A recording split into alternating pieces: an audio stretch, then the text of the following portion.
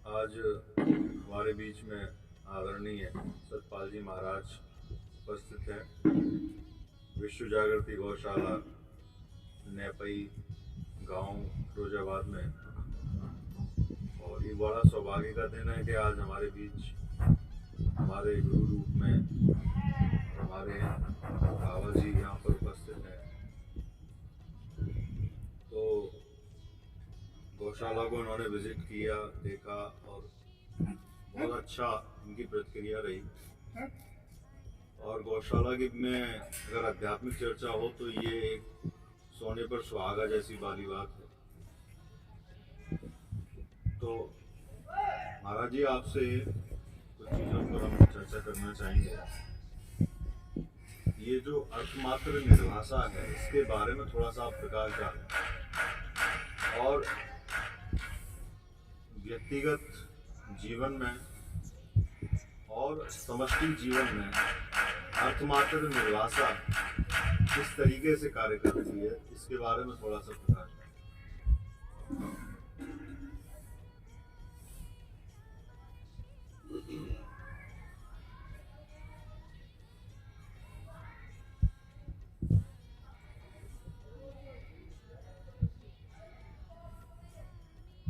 सर्वप्रथम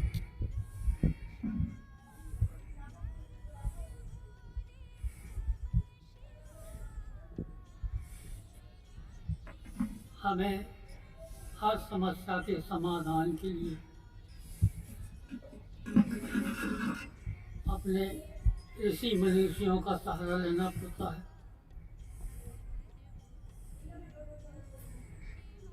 क्योंकि उनके अनुभव, उनकी खोज अकाट्य बताया परा अपरा।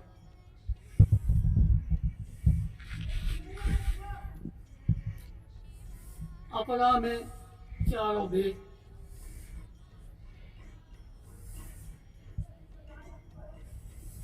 छह शास्त्र,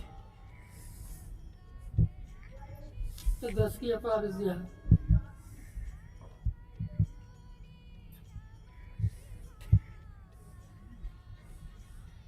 तो इससे ऊपर परा पे पहुंचना असंभव था।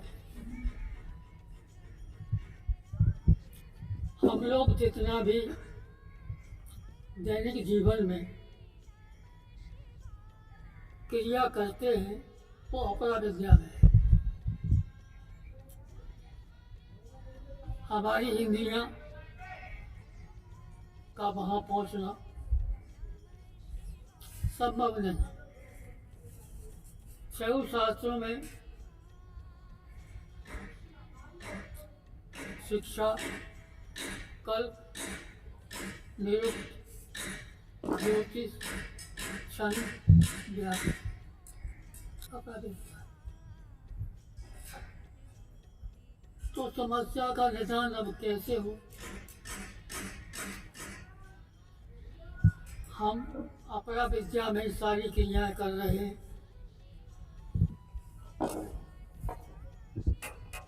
और सबसे सरल मार्ग जो है ऋषियों ने सांख्य बतलाया, मगर सांख्य समीचीन नहीं है। ये खूब जान जाइए, हमारी शास्त्र नारायण जो है सांख्य में नहीं है, क्योंकि सांख्य जो है स्वाभाविकता पे अटूट विश्वास करता है, और स्वाभाविकता पे ही अटूट रहेगा तो कभी भी प्रलय होगा नहीं।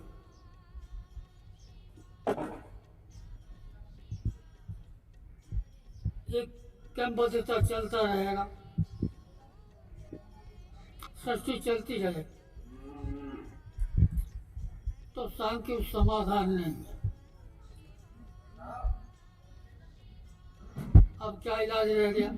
योग। सांख्य करता है 25 की बात, योग करता है 26 की बात।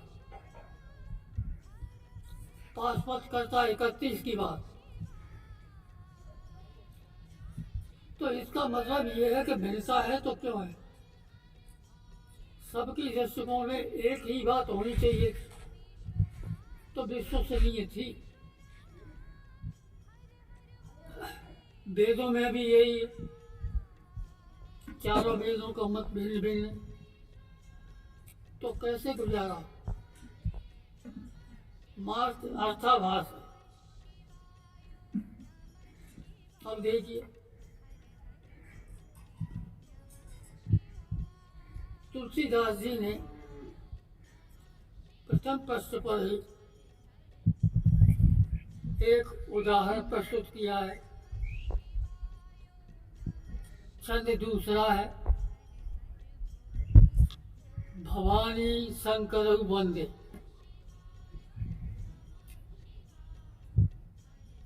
दोनों ले लिए उन्होंने, श्रद्धा विश्वास रूप में। पहले नंबर लिया भवानी का, दूसरा नंबर लिया बाबा जी का, शंकर जी का। तो प्रथम वंदना उन्होंने माया की। श्रद्धा स्त्रीलिंग है, भवानी स्त्रीलिंग है, विश्वास बाबा जी पुल्लिंग है। भवानी शंकर वंदे श्रद्धा विश्वास रूप याभ्याम बिना न पश्यन्ति सिद्धा स्वांत ईश्वर। इसके बगैर हमारी नाव कहीं किनारे पे लगने वाली नहीं। आगे, हकारो निर्गमे विरुक्ता, जो हमारे प्राण की गति बाहर को चल रही है, इसका उच्चारण हम। अपान की प्रकृति जो चल रही है, ये सनम। तो मुख्य आधार द्युलोक और पृथ्वी लोक। निर्गमन द्युलोक, निवेशनम निवेशनम पृथ्वी, इसके बीच में हम लोग हैं। तो शब्द बनता है, सा पे दो विसर्ग लगेंगे, हंसहा। जब हम सांस का निर्गम करेंगे, बाहर निकालेंगे, तो हंस रूप जीव जो है 5 तत्व के बीच में रहता, पंछी पौन प्राण रहे तो परवाह नहीं,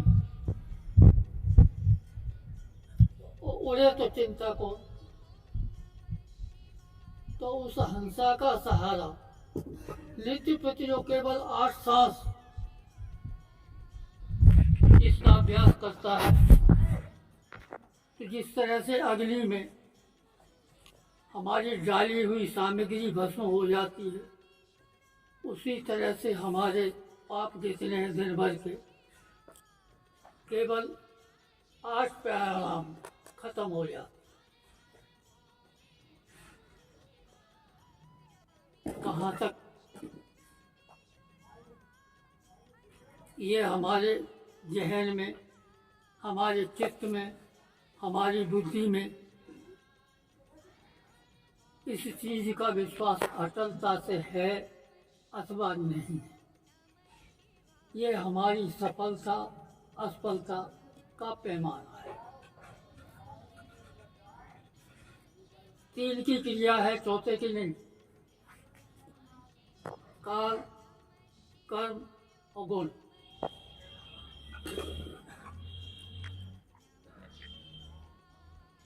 इनसे हर जीव प्रभावित है, इनसे बाहर नहीं। अगर इस पर शंका हो, काल कर्म गुण से प्रभावित से बाहर भी कुछ हो तो कहने का मौका आपको दिया जाता है। कहीं काल कर्म और गुण से जो रहित है वो क्या है, उसके बारे में थोड़ा प्रकाश डालें।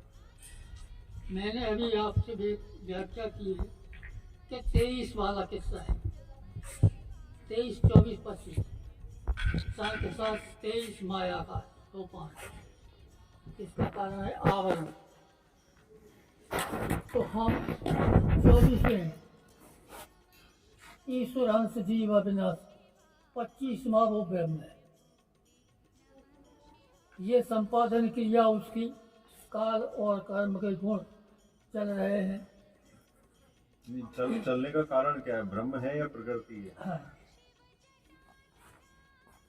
छाया का और हमारा क्या संबंध? छाया का और आपका संबंध वैसा ही है जैसा एक खाली पात्र में आकाश का संबंध खाली पात्र से है। बात सही सही। अब आकाश का पात्र से संबंध कोई कारण नहीं है, अकारण ही संबंध है, लेकिन पात्र की उपस्थिति आकाश की शाश्वतता को जन्म देती है। आकाश तो था तब भी जब पात्र नहीं था, लेकिन पात्र के होने से आकाश के होने की या प्रमाणित करने की जो संभावना है वो बढ़ गई। आकाश तो अब भी हमारे आपके बीच में है, लेकिन वो जो पात्र है जिसके बीच में अब आकाश हम सिद्ध कर सकते हैं, उसके सिद्ध करने की क्षमता बढ़ जाती है। ऐसे ही जैसे ब्रह्म तो है, जब जीव नहीं था, जब प्रकृति और माया नहीं थी, तब भी ब्रह्म था। हाँ। इस प्रकृति के होने से उस ब्रह्म के सिद्ध होने की संभावना बढ़ जाती है। मगर माया फिर भी उसको यही कहा जाता है कि वो अखत कहानी शिव योगी, निमिष मात्र में देते हैं शिव निधि मनमानी शिव योगी। तो वही चीज है कि अकथ कहानी है, अकथ कहन सुनन की है ना ही देखा देखी बात। तो ये जो अकथ की बात जब जहाँ आती है और जब उस ब्रह्म को है ना अकथ में ले आते हैं, क्या कोई ऐसी संभावना है या विधि है जहाँ उस तक पहुंचा जा सके? देखिए,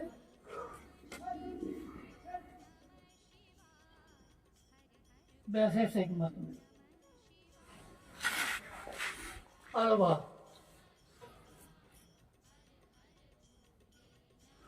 अणुओं में कोई क्रिया है? अणुओं में क्रिया है? नहीं। अणुओं के भीतर जो परमाणु उनमें भी क्रिया है? ऐसा है, त्रिगुणक द्विगुणक सूक्ष्मता का जहाँ अंत होता उसमें क्रिया नहीं हो। अंत कहीं हो ही नहीं सकता। उसके अलावा माया और ब्रह्म दोनों अनादि। नहीं, एक शांत अनादि, एक अनंत अनादि, अगर हम वेदांत के हिसाब से शांत अनादि है, अनंत अनादि। हाँ, तो वो जो शांत है ना उसकी भी कोई सीमा नहीं है, क्योंकि वहाँ जो सीमा आती है ना वो उसको हम शून्य कह देते हैं, क्योंकि उसके आगे हम प्रतिपादित नहीं कर पा रहे हैं, हम ये समझ नहीं पा रहे हैं कि इसका सिरा कहाँ है। तो इसके लिए हम छोड़ इसलिए कह देते हैं कि वो जो है अनंत है। अनंत का मतलब ये है कि हम उसकी खोज नहीं, हम सीमित हैं, हमारे दायरे सीमित है, हमारी बुद्धि की सीमा है, मन की सीमा है। व्यक्तिकरण क्या है? व्यक्तिकरण यही है जो अनुभूतियां करने योग्य जो इंद्रियां हैं वो व्यक्तिकरण के ही श्रृंखला के अंतर्गत आती हैं।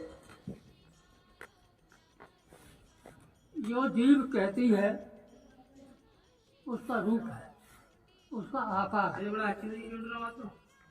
बगैर आकार के ये मुंह से जो बड़ा दरवाजा है, ये बड़ा दरवाजा है, बगैर आकार के बोल नहीं सकता, आपका ये कहना है? ऐसा ये है कि जो बोला जाता है उसका आकार है, उसका अर्थ है, और वो अर्थ रहते नहीं कि जो बोला है इसका मतलब जो हम ब्रह्म बोल रहे हैं इसका भी आकार होगा, क्योंकि बोला जा रहा है। शब्द आकार युक्त है, तो ब्रह्म भी आकार युक्त हुआ। तो निराकार क्या है? नहीं, निराकार कुछ नहीं है। जब ये ब्रह्म कबीर भी की आकार, बोल रही है, कबीर ने ठीक कहा है, कबीर ने बिल्कुल ठीक कहा है कि शब्द का आकार है। व्यक्त रूप में जब आए कोई चीज भी संकेत ये आकार, कोई क्रिया जो है आकार रहित नहीं। अब ये होता है ब्रह्म जो है आकार है कि निराकार है? नहीं ऐसा है। मैं आपसे क्या कह रहा हूँ, मैं आपसे ये कह रहा हूँ कि जो हम वर्णन करेंगे नाम हो रूप, ये नाम रूप दोनों साथ चलते हैं। हमें उस ऐसा है आकाश का भी कोई रूप होगा? बिल्कुल होगा। आकाश अगर बोला जा रहा है तो उसका रूप तो यार हमें उलझाने पर रहते हो। ऐसा है आकार को सब निर्लेप कहते हैं।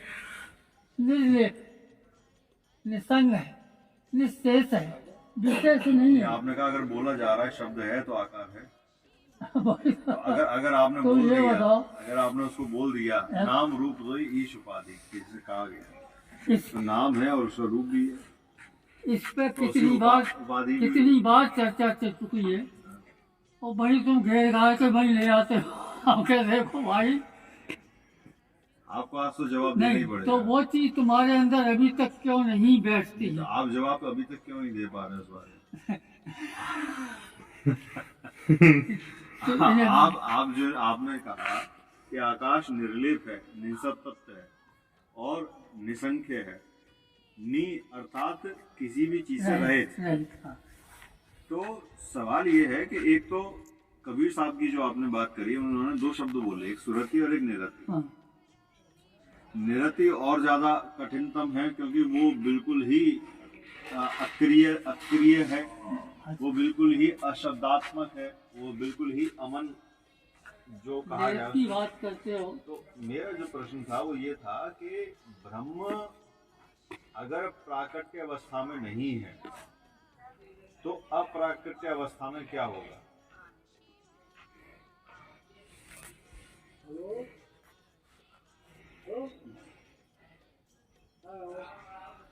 स्मृति हो और नैऋति।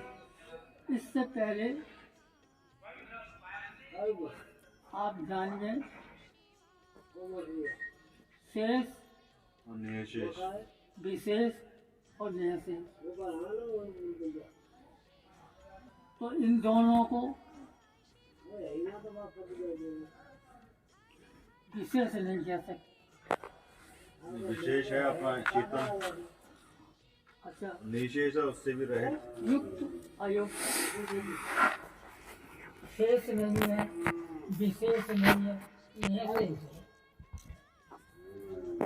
जहाँ हमारी कोई बुद्धि से लेकर के इंद्रियों की पहुंच से लेकर के, नहीं आप ये होता है आत्मा जो है शरीर के संग अयुक्त अवस्था में रहती है या आत्मा- प्रयुक्त अवस्था में? मुश्किल ये पड़ती है कि आत्मा को,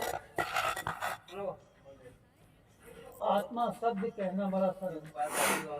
अब आना पड़ेगा हमारे पांचों कोषों। कोष तो जड़ है ना, नहीं, जड़ है, वो जड़ वो है। कोष से आत्मा सिद्ध नहीं हो सकती। आत्मा आत्मा- बिल्कुल ही असिद्ध अवस्था है। आत्मा अगर सिद्ध हो जाएगी तो वो आत्मा नहीं नहीं रहेगी। नहीं वो स्वतः सिद्ध कह सकते हैं, पर उसकी ऐसा प्रमाणिकता, है। क्योंकि प्रमाणिकता देने के लिए हमें प्रकृति के तत्वों को लेना पड़ेगा और प्रकृति जड़ है, इसलिए हम उससे प्रकृति आनंदमय कोष क्या है? आनंदमय कोश वही है जहाँ जीव अपने स्वरूप में स्थित रहता है।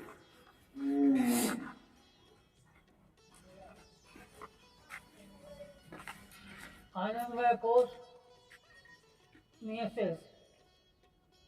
इंद्रियों में आनंद है नहीं, नहीं तो अब आपने मजा तो है। नहीं आपने अगर निशेष को एक परिभाषा से जोड़ दी फिर वो निशेष कहा। ऐसा अगर आनंदमय कोश को आपने उसके लिए- एक प्रक्रिया से जोड़ दिया कि जहाँ कुछ नहीं है वो आनंदमय कोश है, तो ये एक आपने प्रक्रिया से जोड़ दिया ना। आधार और आधे।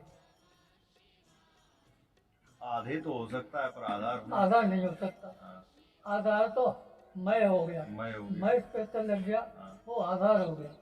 और जो पेट जहाँ नहीं है, हाँ। नहीं मेरा कहने का यही है कि मेरा जो ज्यादातर जो केंद्रीकरण है मेरी आज की चर्चा का वो आधे के ऊपर है, और समस्या ये आ रही है कि आधे को प्रमाणित करने के लिए हमें प्रकृति का सहारा लेना पड़ेगा, और जहाँ प्रकृति का एक सहारा भी लिया तो वो हम उसकी मूल स्थिति से भटक जाएंगे। अब ऐसा कौन सा रास्ता है जहाँ प्रकृति के बिना हम उस आधे तक पहुँच सकें? अब जहाँ पहुँच है, जहाँ दूरी है, जहाँ विस्थापन है, वहाँ आधे ही नहीं, वहाँ आधार है। क्योंकि आधे तक पहुँचने के लिए भी हम किसी आधार का सहारा लेंगे, और जहाँ आधार का सहारा है वो आधे चेतन तो नहीं हो सकता। तो हम आधे किस के प्रतिस्थापन में हम उसको प्रयुक्त कर रहे हैं इसका? तत्व केवल तत्व माने वह, त्व माने तू, कैवल्यम माने नहीं। तू वही एक है। ता डबल करिए। तत् है ना, तत् माने वह होता है। नहीं, एक तो तत्व ये है। हाँ, ये भी त व तीनों का मिलान केवल ये वेदांत का बात। वेदांत केवल्यम का अर्थ यही है ना, केवल वही है। हाँ, केवल वही। यानी कि हम एक, नहीं, उस एक की ना सत्ता है। माया है, हाँ, कुछ भी नहीं। तो वो जो केवल एक है उसको अनुभूति करने वाला भी कोई दूसरा होगा ही होगा, और जहाँ दूसरा है वहाँ एक कैसे हो अनुभूति सकता है? या अनुशब्द आ गया, विद्या आ गई, विद्या आ गई, अरे इसका मतलब वो अनुभूति का विषय नहीं है। माया नहीं, केवल्यम अनुभूति का विषय नहीं है, तो जिन्होंने अनुभूति करी वो झूठ था क्या? ऐसा है। अनु का शब्द ही गलत किया। गलत है ना। तो अनु का शब्द क्या है? अनुमान थोड़ा, अनुमान, अनुमान थोड़ा है, अनुमान थोड़ा नहीं, अनुमान पीछे सहारे। सहारे, किसके सहारे? भूति, भूति का बुद्धि के क्या है? सहारे। भूति के सहारे, बुद्धि ही केवल बुद्धि के सहारे। हाँ। यानी अनुभूति का मतलब है बुद्धि के सहारे। आभास। आभास है, तो वो चिदाभास क्या है फिर? आभास में ही तो हम खेल रहे हैं। आभास भी दो तरह का है, आभास और अध्यास। आभास पहले नंबर पे है, अध्यास आभास पहले नंबर पे, तो उसका दूसरा रूप है अध्यास। क्या?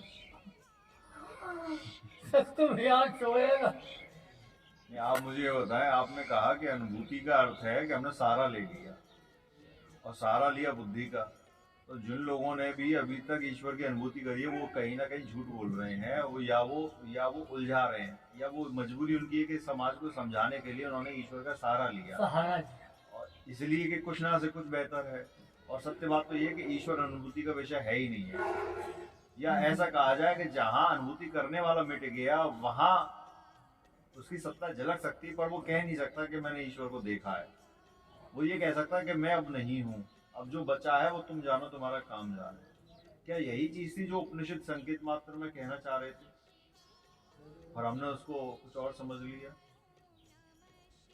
आज तक मैं जहाँ तक पहुँचा हूँ, मैं जान पाया है कि अपना पिंड छुड़ाने के लिए ये सब रचना हो। किससे पिंड छोड़ा? किसी ने चूरन दे के मरीज को विदा कर दिया, किसी ने कुछ और दूसरी चीज दे के विदा कर दिया। इसी तरह से समाज को हमारे जितने भी देवता, पितृ, यक्ष, गंधर्व, सिद्धि, चारण जितने भी है, 23वां नंबर है हमारा नंबर 23वां। इससे ऊपर है 22। तो एक दूसरे पर टाला है। जिस तरह से आज नेता लोग, ये समाज हर चीज दूसरे पर टालता है, अपनी गलती छुपाता है, अपनी चोरी छुपाता है, दूसरे का सहारा लेता है।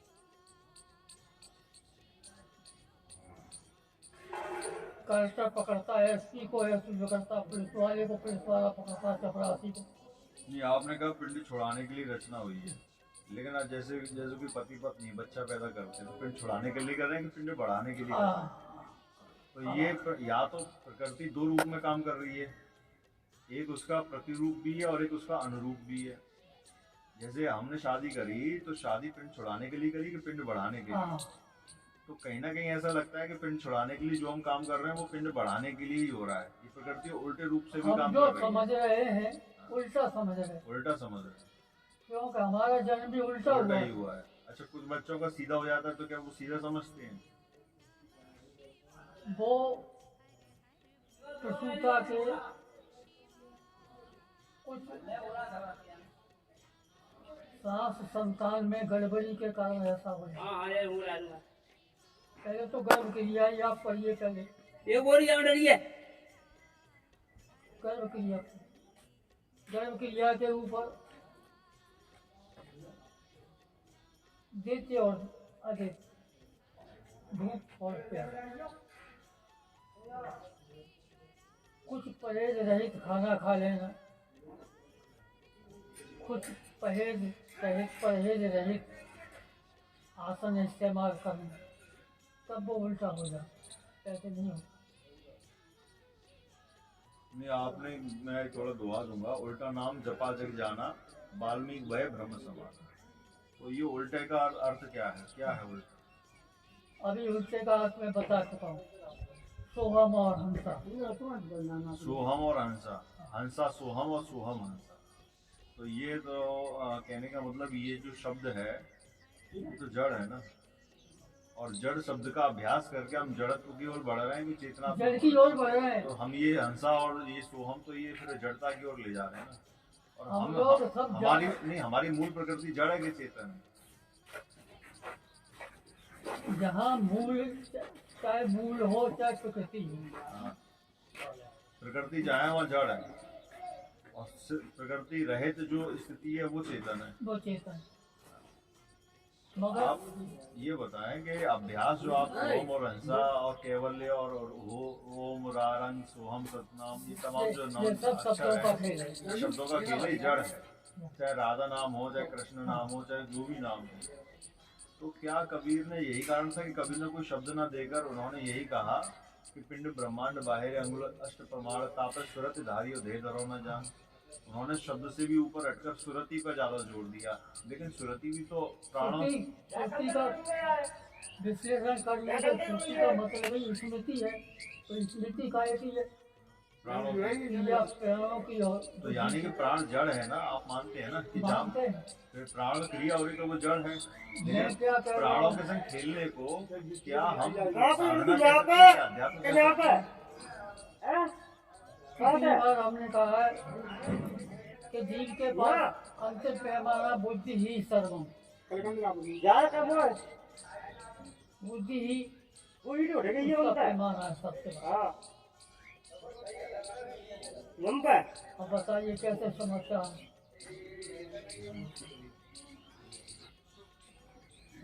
इस कोने से नाप लेना भैया, जी वाली ईंटें देखो ये इधर इधर आओ, इधर आओ, इस कोने पे आओ, ये 10 फुट। हाँ, इससे 18 इंची छोड़ के दीवार चलाना पीछे उस तरफ।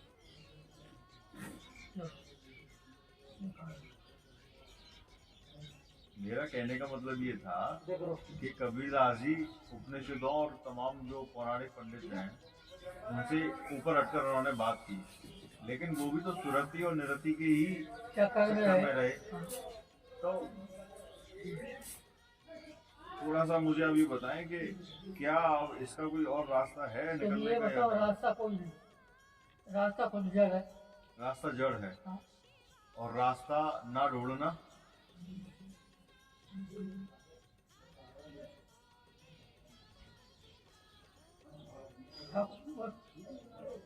सारे सब चले गए, कहाँ गए? आ रहे हैं, घर गए? यहीं पे आ रहे हैं, अभी आ रहे हैं, नहीं, कितनी दूर है घर उनका? 1 घंटे में आ रहे हैं। आप मुझे ये बताएं, कोई ऐसा दिखता है आपको जो जड़ में ना उलझा रहा हो? देखो, माँ सीमा है,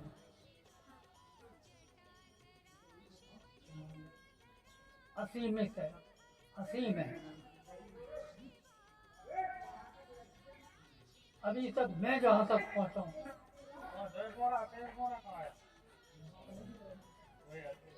और क्या ये कह लो कहीं पहुँचा नहीं। पहुंच जहाँ पहुंचे वहां तो जड़ हो गई ना। तो आप जो भी कुछ कह रहे हो वो भी जड़ है। क्या है?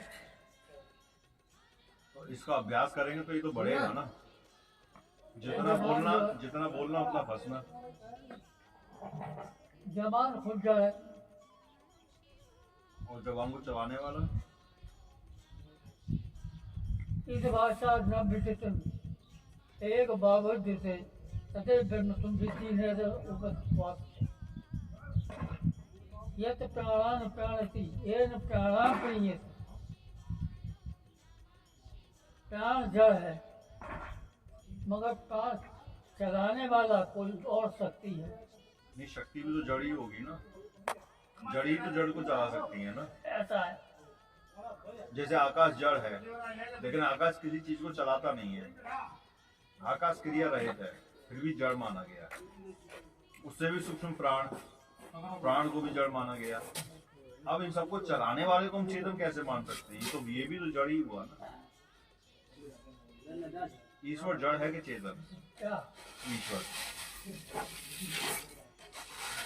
अगर आप ईश्वर को संधि विकसित करेंगे तो ईश धन स्वर।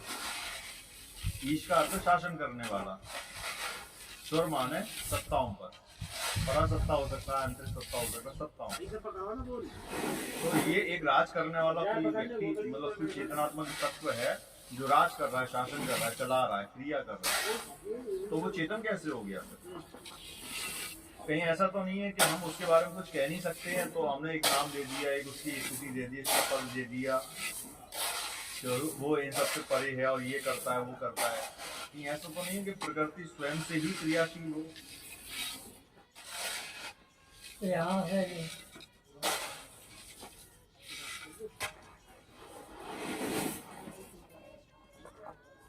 सपनों का प्रचार व्यक्तिकरण ये संघ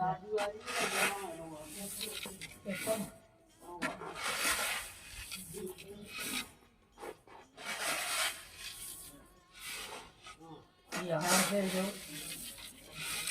संचालक है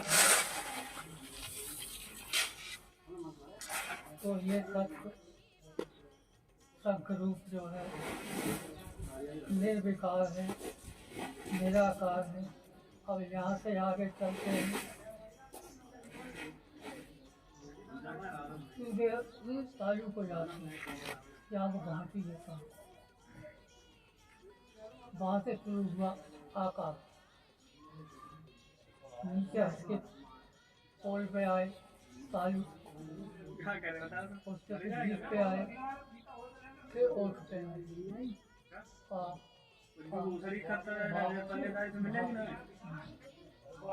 इसके चले गए दल ता जीव लगेगी ता था दा धा ना, फिर आए अग्नि तत्व पे ता क्या चक्कर मारा ता था बगैर टक्कर के नहीं बोला जाता। अब उससे वो जो घाटी है अब आकाश तत्व पे आ रहे खा तो ये बस यहीं तक रहो, यहीं तक पहुँचे हैं हमारी हिंदी वर्णमाला। नहीं, आपने ये शरीर की स्थिति में कुछ स्थिति बताई कि वो निर्विकार है, शेष भी है। इस विकार रहे शरीर में ऐसी कौन सी चीज है जो निर्विकार है? और अगर वो है तो वो एक स्थिति में तो सर्वज्ञ होनी चाहिए। वो फिर क्या आड़ा क्या आड़ तो कोई इस पंगल में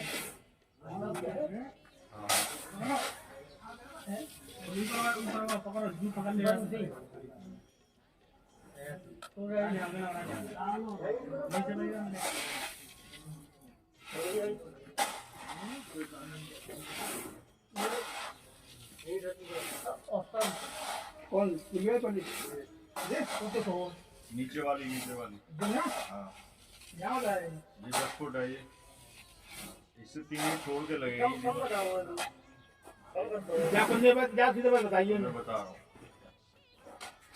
जा सीधे बता रहे बेटा अरे वो बहुत बड़ा आ गया।